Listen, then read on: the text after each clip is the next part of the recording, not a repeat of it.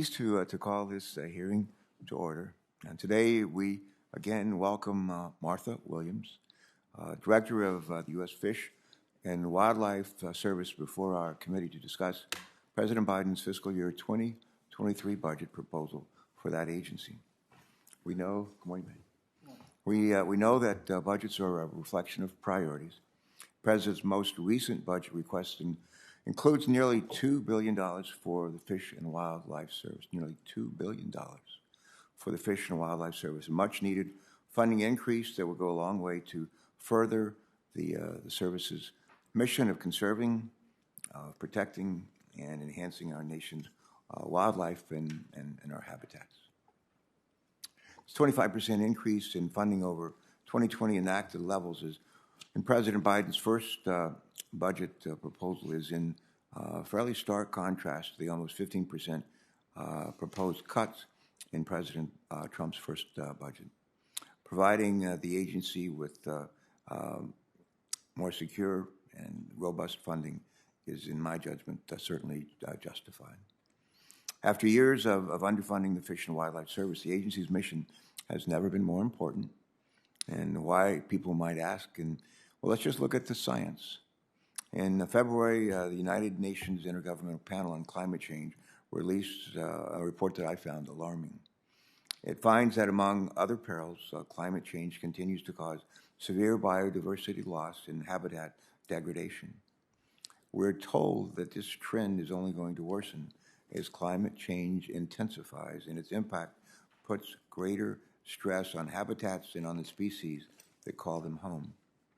And that's not all. Earlier this year, the World Economic Forum stated that biodiversity loss is among the top 3 risks to humanity due to irreversible consequences for our environment and our economy as well.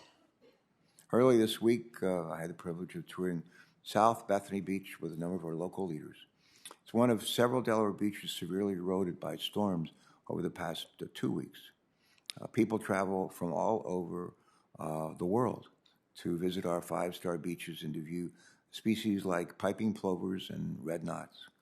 Fish and Wildlife Service plays a critical role in preserving these versatile habitats.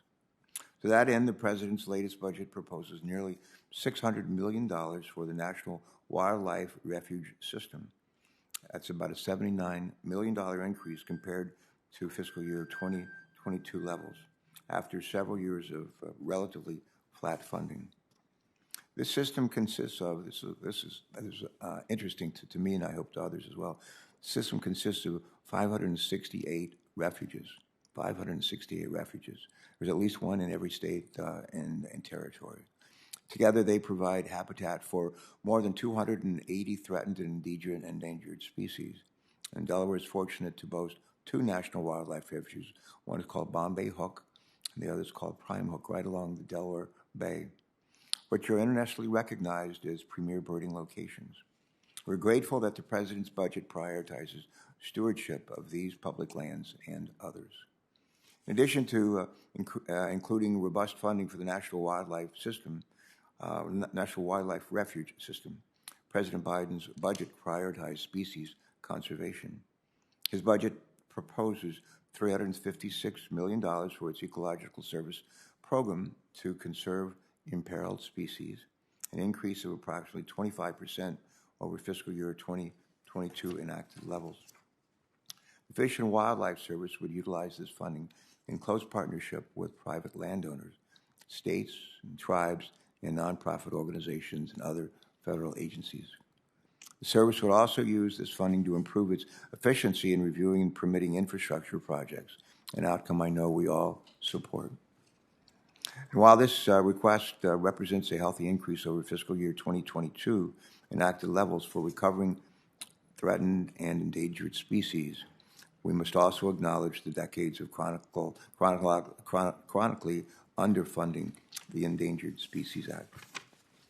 The Fish and Wildlife Service has a backlog of approximately $49 billion in recovery activities for threatened and endangered species. This is likely not a problem that the Congress can fix through the annual appropriations process. My hope is that our committee can continue to seek out solutions to address this backlog over time. The President's budget also reflects the urgency of addressing climate change and transitioning to a clean energy or cleaner energy future, while also protecting wildlife.